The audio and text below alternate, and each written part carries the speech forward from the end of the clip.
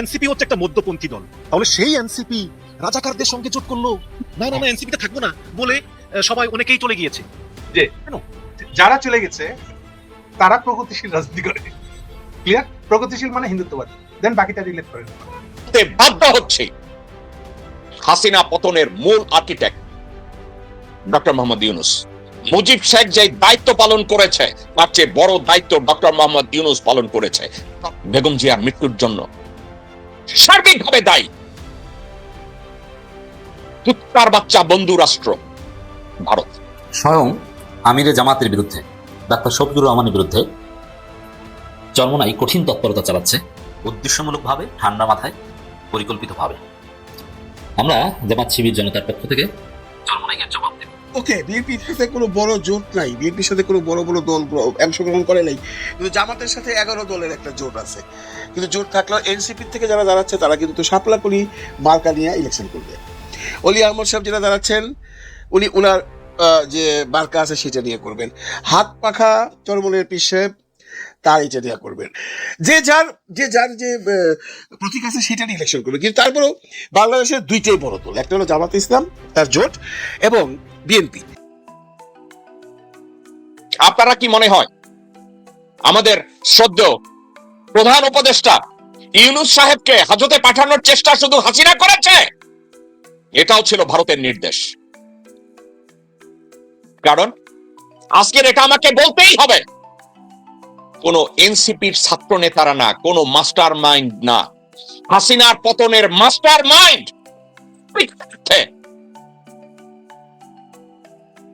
শ্রদ্ধাভাজন ডক্টর মোহাম্মদ ইউনূস।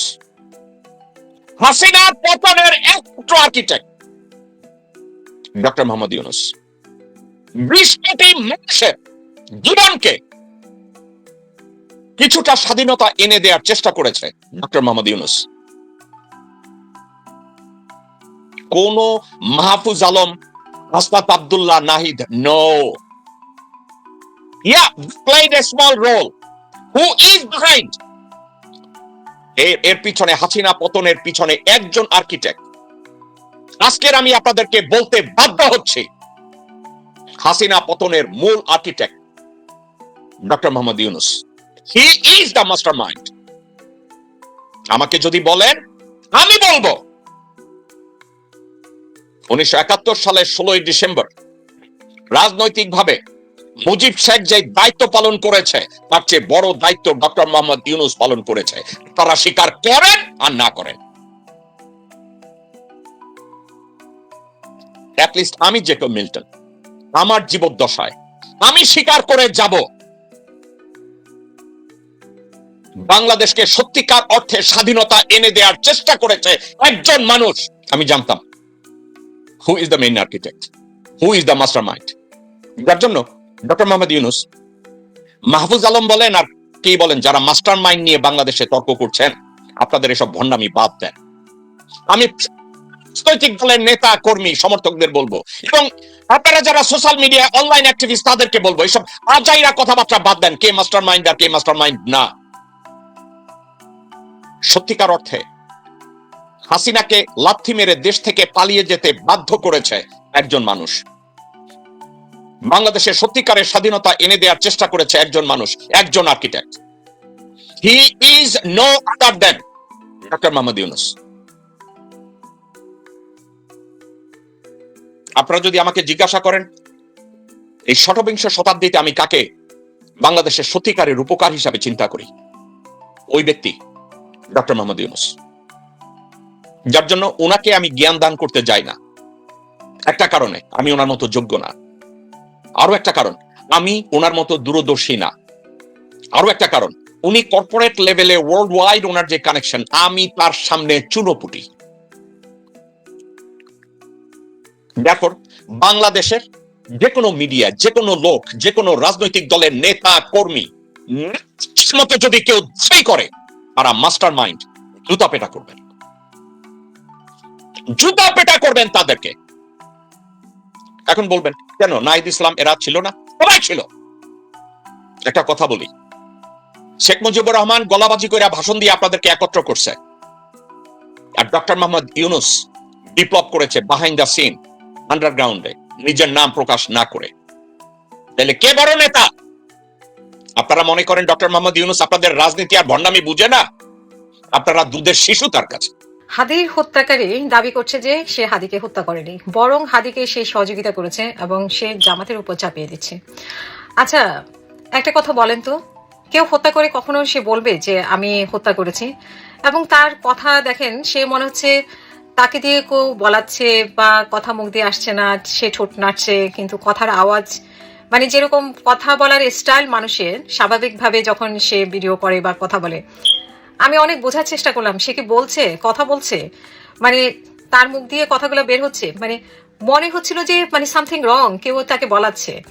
এখানে কি ঘটনা সেটাও মানে একটা বিষয়। এবং সে বলছে যে আমার পরিবারকে টর্চার করা হচ্ছে, একে নিয়ে ধরে নিয়ে যাওয়া হচ্ছে, তাকে ধরে নিয়ে যাওয়া হচ্ছে এবং খুব পরিমাণে টর্চার করছে। আরেকটি বড় ঘটনা সবচেয়ে যে সে এটাকে জামাতের উপর চাপিয়ে দিতে যাচ্ছে।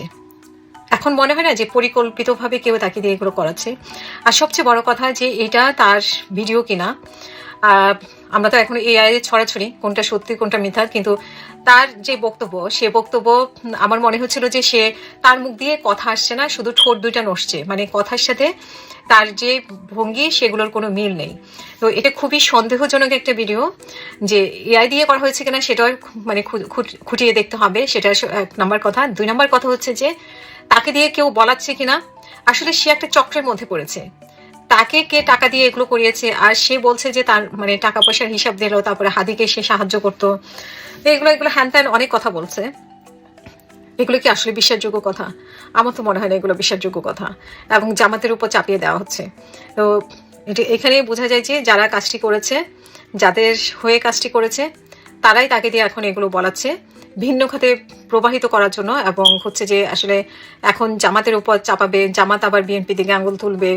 তো আসল ঘটনা কিন্তু আমরা আবিষ্কারই করতে পারি না। এখন আমাদের আইন শৃঙ্খলা বাহিনী বা আমাদের সরকার কি করছে, কি বের করলো, সেটাও তো আমরা জানলাম না। 3 সপ্তাহ হয়ে গেল ঘটনার, কিন্তু সেটা কিন্তু সরকার সদুত্তর এখনো দিতে পারেনি, মানে সামনে আনার বিষয়টি।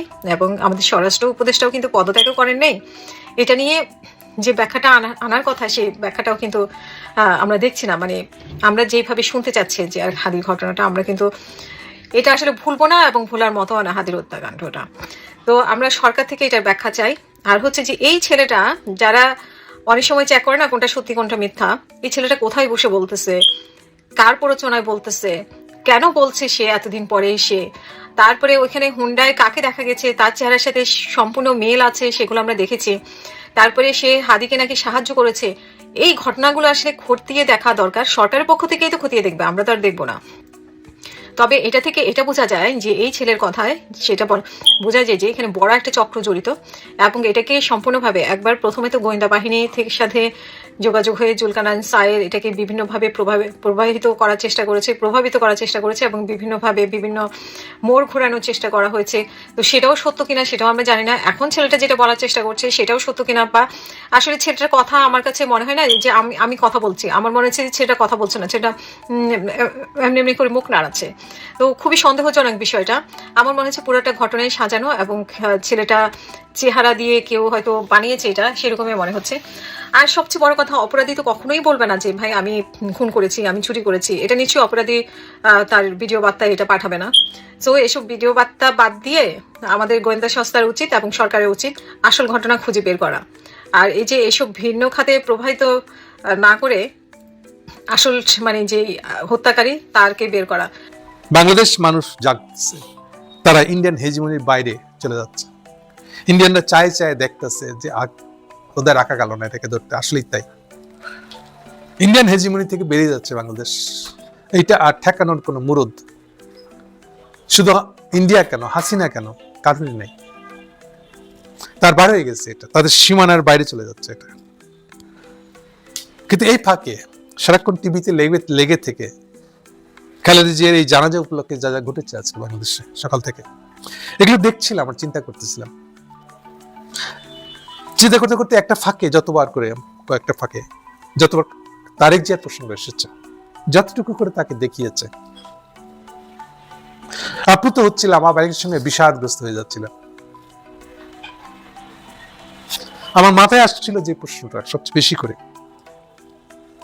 সেটা তারেক জিয়া আজকে কি হারালেন, আপনাদের চোখ বড় বড় হয়ে যেতে, এর আবার কি বলছি আমি, যে মা আজকে এত জননন্দিত হয়ে জনোচ্ছ্বাসে জীবনের তো গেছেই, কবরে যাওয়ার আগে শেষ মুহূর্তগুলো পালন করছে, মানুষ সেটাই পালন করছে আজকে। এরকম একটা সময় তার বড় সন্তানের ভাবনা চিন্তায় আছে কি থাকবে, তা তো অনুমেয় তো সহজেই। যেটা বৈশিষ্ট্য, সবচেয়ে পজিটিভ বৈশিষ্ট্য লেগেছে আজকে আমার কাছে তারেক জিয়াকে দেখে, সবচেয়ে কম কথা বলার লোক নিয়ে হচ্ছেন আজকে, নিজেকে অত্যন্ত নিয়ন্ত্রিত রেখেছেন, সবকিছু তো উনি আগে নন, একেবারে উল্টা। ওনার ঠিক এই অনুষ্ঠানটা, যেটা ফাইনালি জানাজানা অনুষ্ঠানটা যখন শুরু হয়, তখনও উনি যে বক্তব্যটা রাখছেন খুব ছোট্ট, 2 বা 3টা বাক্য, তাও একটা দেখেন, এটা একই সঙ্গে রাজনৈতিক অনুষ্ঠান, একই সঙ্গে এটা একটা ধর্মীয় অনুষ্ঠান, সৎকার রিলেটেড অনুষ্ঠান। আজকে মায়ের সৎকারের দিন, ইসলামী রীতিতে একটা সন্তান মা মৃত্যুর দিনে একটা সন্তানের রোলটা কি, প্রধান ভূমিকাটা কি হয়, সবচেয়ে প্রধান রোলটা হয় মার হয়ে উপস্থিত পাবলিকের কাছে মাপ চাওয়া, কারো কোনো পাওনা থাকলে সে বিষয়ে সে দায় নেওয়া, পরিষ্কার করে আহ্বান জানানো যে কারো কাছে কোনো যদি উনি কখনো ঋণী থেকে থাকেন, সেই ঋণ উনি পরিশোধ করবেন, তিনি যেন তার সাথে যোগাযোগ করেন। এগুলো একটা।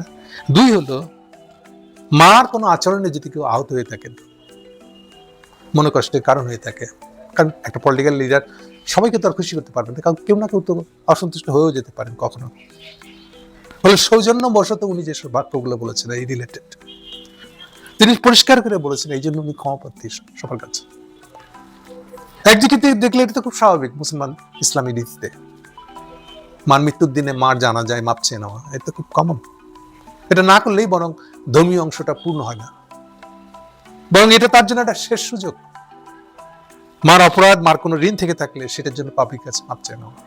এই সুযোগ সব সন্তানের বেলায় হয়ও না, এটা মনে রাখতে হবে। তারেক জিয়া সেই সুযোগটা পেয়েছেন, উনি সেই সন্তানদের জাস্ট 2টা বা 3টা বাক্য বলেছেন, বাকি একটা শব্দ উচ্চারণ করেন নাই, অথচ তার মাকে ঘিরে কিন্তু আজকে সারাদিন অনুষ্ঠান, ন্যাশনাল অনুষ্ঠান। কিন্তু এই যে নিয়ন্ত্রিত একটা তারেক জিয়াকে দেখছি আমরা, মিতভাষী, এটা হলো একটা পার্ট। আর একটা পার্ট ছিল যে আজকে আমাদের সাউথ ইস্ট এশিয়ার অনেক দেশের প্রতিনিধি সরাসরি এসে উপস্থিত হয়েছেন। ইউজুয়ালি তারা হয়েছেন পররাষ্ট্রমন্ত্রী বা প্রেসিডেন্টের বা প্রধানমন্ত্রীর বিশেষ দূত, এই টাইপের লোক এসেছেন, যারা মন্ত্রী পদ মর্যাদার লোক, তার মধ্যে ইনক্লুডেড জয়শঙ্কর। ফলে স্বভাবতই এদের সবাইকে রিসিভ করা, অ্যাটলিস্ট আনুষ্ঠানিকভাবে একটা রিসিভ করার দরকার তো ছিলই, এবং তারেক জিয়া সরকারের সহযোগিতায় সেই আয়োজনটা করেছেন। আমাদের সংসদ ভবনে কোন একটা রুমে এই অনুষ্ঠানের আয়োজন করা হয়েছিল, তারও কিছু অংশ দেখিয়েছে টিভিতে। তারেক জিয়া স্ট্রংলি বসে আছেন, তার পাশে সম্ভবত তার মেয়ে তাদেরকে সম্মানিত করতেছেন, বিদেশি অতিথিদেরকে, তার সাথে কথা বলছে তারেক জিয়া। সেখানে ওনাকে যথেষ্ট মিতব্যয়ী, মিতভাষী, কম কথা বলা এক তারেক জিয়াকে দেখা গেছে। খুবই আশাবান হয়ে ওঠার মতন একটা পরিস্থিতি। এইসব নিয়ে ভাবতেছিলাম আসলে আমি, যে বাংলাদেশের আগামী দিনের নেতা হতে পারতেন তারেক জিয়া, কিন্তু তিনি কি। এখন ঘটনা হচ্ছে যে আপনারা গত কাল থেকে শুনতেছেন যে জামাতে ইসলামের সাথে চরমনের পীর সাহেবের একটা দ্বন্দ্ব চলছে। দ্বন্দ্ব বলবো এই জন্য যে এই আসল সমঝোতা নিয়ে একটা বিরাট ঝামেলা চলছে, এবং চরমনের পীর সাহেব উনি অলরেডি থ্রেডও করে দিয়েছেন ইনডাইরেক্টলি, কারণ উনি বিএনপির সাথে অলরেডি মিটিং করছেন। আমরা একটা ভিডিও অনেকেই দেখছি, আপনারা অনেকে দেখছেন কিনা জানি না। ভিডিওটা একটু দেখাবো, ভিডিওটা একটু দেখাই।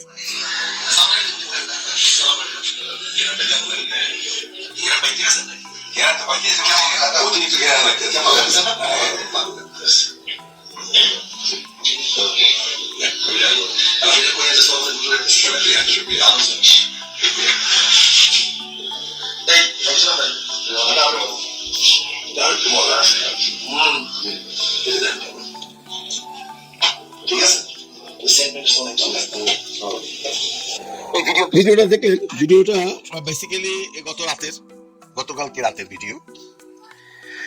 কি দেখছেন? চরমোনাই পীর সাহেব ফখরুল ইসলাম আলমগীর সাহেবের গায়ে আতর মাইখা দিচ্ছেন, শহীদুদ্দিন চৌধুরী এনির গায়ে আতর মেখে দিচ্ছেন। ওনারা কেন গেছেন?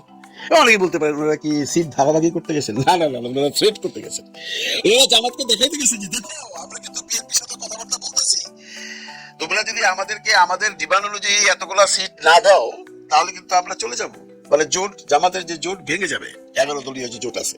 মানে দেখেন বন্ধুরা, চরমোনাই পীর সাহেব সম্পর্কে একটু অ্যানালাইসিস পিছনের দিকে যাই।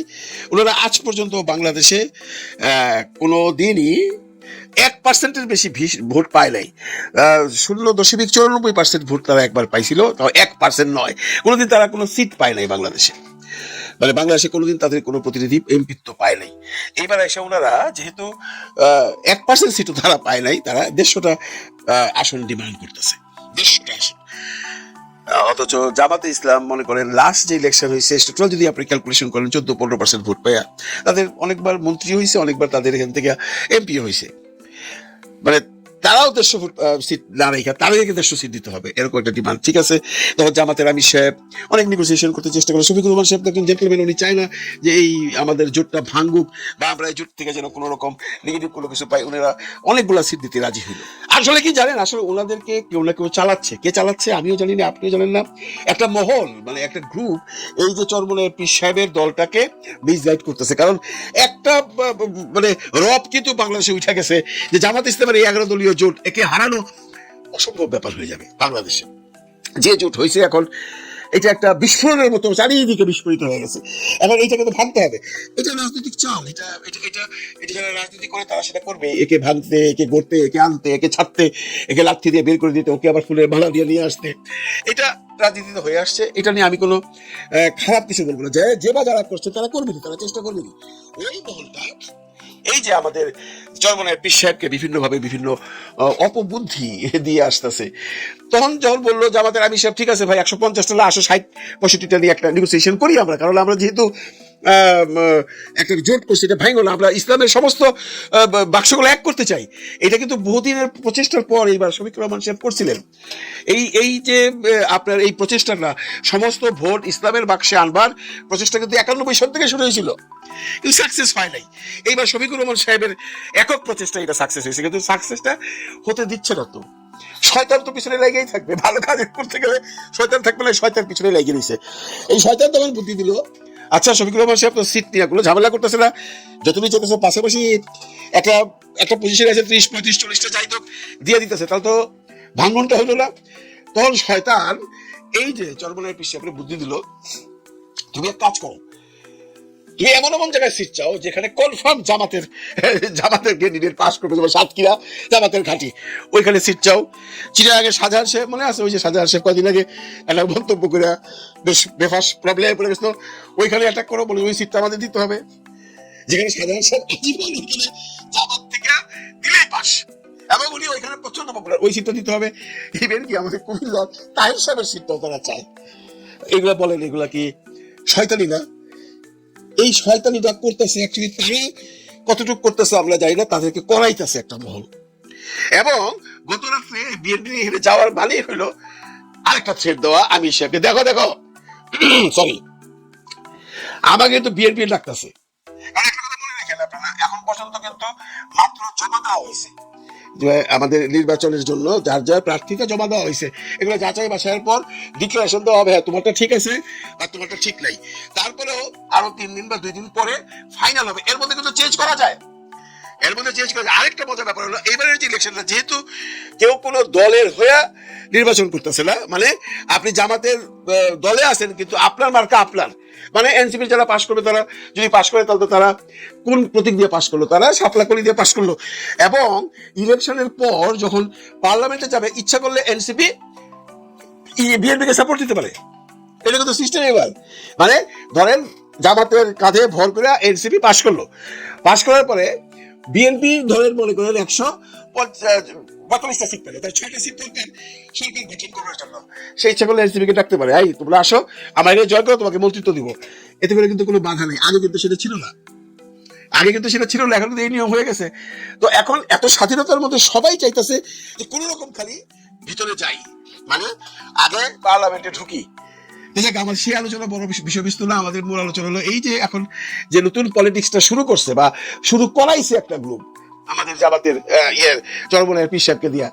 ওনারা কি চাচ্ছেন? ওনারা চাচ্ছেন যে কোনো অবস্থায় এখন জামাতের এই যে একটা বিরাট বড় একটা জোট হয়েছে এটাকে ভাঙো।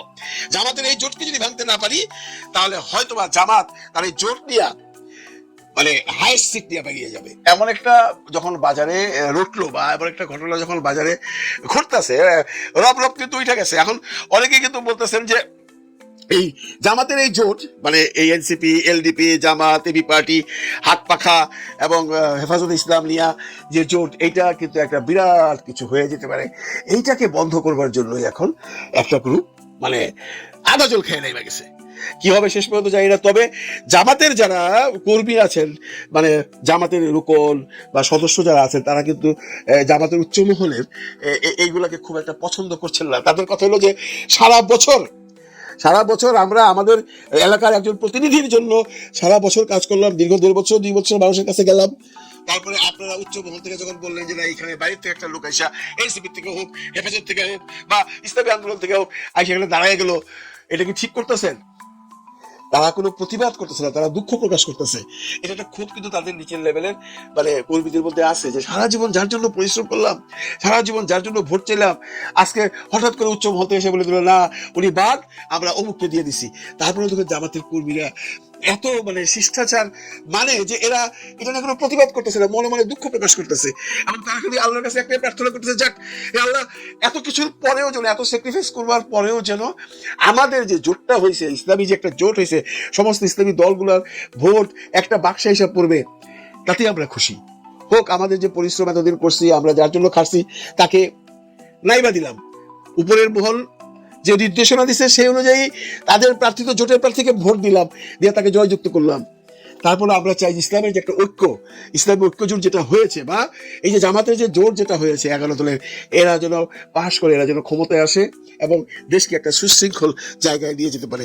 এটা চিন্তা করে তারা কিন্তু তাদের ক্ষোভটাকে মনে মনে আটকে রাখছে, তারা কোনো প্রতিবাদ করতেছে না, কাউকে বলতে আসে না। আমি বললাম, আমি কিছু জায়গায় শুনছি, এই জন্য আমি বললাম। তখন দেখা যাক বন্ধুরা, যে শয়তান যে চাল চালাচ্ছে তারা কতটুকু সাকসেসফুল হয়, জামাত অবস্থা বুঝে কি ব্যবস্থা নেয়। কিন্তু আমি বিশ্বাস করি শয়তান কখনো জয়ী হবে না। ভালো থাকবেন সবাই, ভালো রাখবেন সবাইকে। আল্লাহ হাফিজ। আমি মনে করি যে এটা দিয়ে এনসিপি এখন স্বাধীনভাবে কিছু করতে চাইলে, যদি ভবিষ্যতে এনসিপি বলে কোনো দল রাখতে চায়, তার একটা সুযোগ তৈরি হয়েছে। এইভাবে দেখা উচিত তাদের। আর দেখতে পাবে কি পাবে, এটা নির্ভর করছে, এর উপর নির্ভর করছে যে এনসিপি বলে কোনো বাংলাদেশের রাজনৈতিক গ্রুপ ছিল কিনা, দল ছিল কিনা, এটা সেইভাবে লেখা হবে। আমি মনে করি এটা তার জন্য বিরাট সুযোগ। বাংলাদেশ বলে না, অ্যাকচুয়ালি গ্লোবালি, আর বাংলাদেশ তো বটে। যে কোনো প্রগতিবাদকে এখন কবর দেওয়ার সময়। প্রগতিবাদ মানে হাসিনা ফিরে আসছে, ধরে নিতে হবে। এটা হাসিনার লেজুতে এখন আছে। যারা ইন্ডিয়ান হেজিমনিকে বাংলাদেশে কনফার্ম করবে, এরাই হলো প্রগতিবাদ। এটা বুঝে প্রগতিবাদী সম্পর্কে কথা বলতে। আপনি নিজে প্রগতিবাদ না করেন না কেন, গ্লোবাল প্রগতিবাদের সঙ্গে মিশবেন, দেন আপনি হাসিনার লোক, আপনি ইন্ডিয়ান হেজিমনির লোক। আপনি নিজে কি কমিউনিজম বুঝে ওই অনুযায়ী আলাপ করেন না দেখি, মুরুদ থাকলে আসেন। খালি ইন্ডিয়ার সাথে মিলে করবেন না, দয়া করে। আর এটা হচ্ছে ক্রাইটেরিয়া, যদি ইন্ডিয়ার সাথে আপনার খাতির থাকে, ইন্ডিয়াকে আপনার ভাই ভাই মনে হয়, তাহলে বুঝতে পারবে যে আপনি বাংলাদেশ বিরোধী লোক। সোজা ক্রাইটেরিয়া, এটা মানেন একটু। তার কারণ আপনি নারী হন আর আপনি পুরুষই হন। প্রগতিবাদ মানেই হলো অ্যান্টি বাংলাদেশি, আপনি বাংলাদেশের সাথে বিরোধী, জেনে অথবা না জেনে, গাধার মতন অথবা বোকার মতন। এই হচ্ছে তো। কিন্তু দাদা এখানে পরিত্যাজ্য বলেন। এখানে সমস্যা হচ্ছে যে সবগুলো হচ্ছে ইসলামিক দল, এমন ইসলামিক দল আছে যারা আসলে ওদের এই প্রগতিবাদ, এই হিন্দুত্ববাদের জন্যই তো বাংলাদেশে ইসলামী রাষ্ট্র এরকম।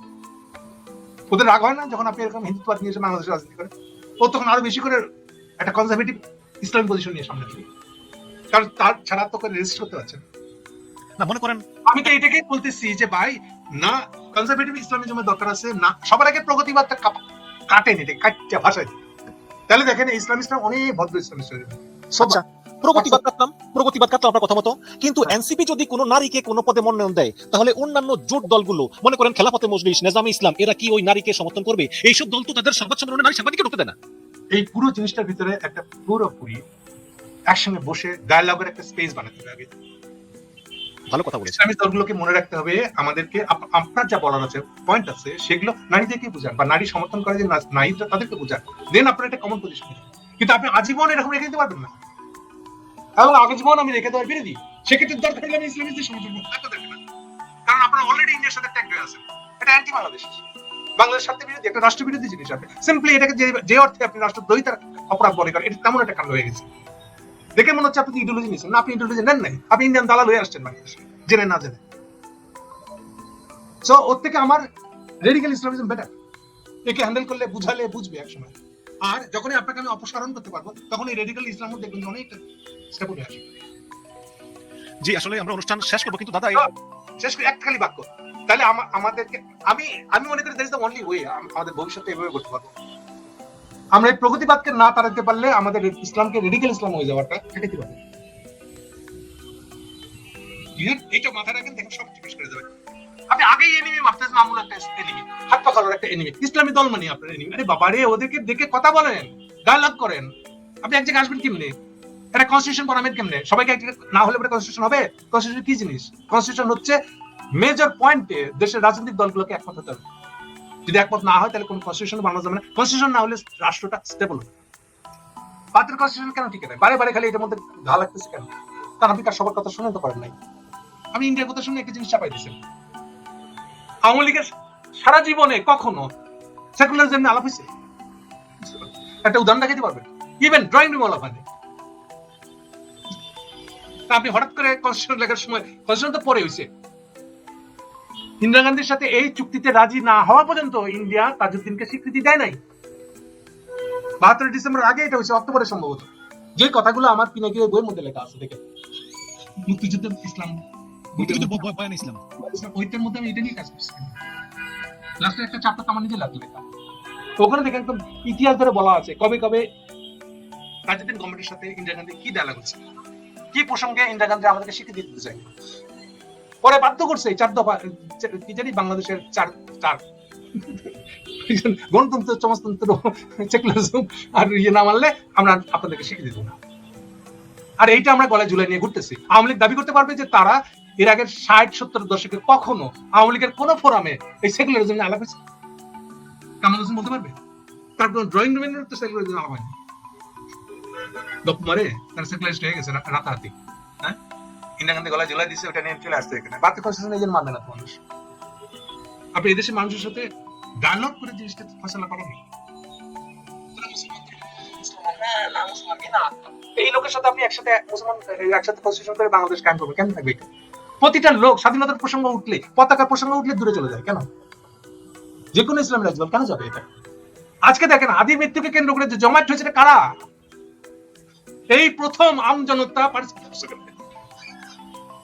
আমি সেই 72 সময় থেকে এখন পর্যন্ত এটাকে ভাগ করে গেছি।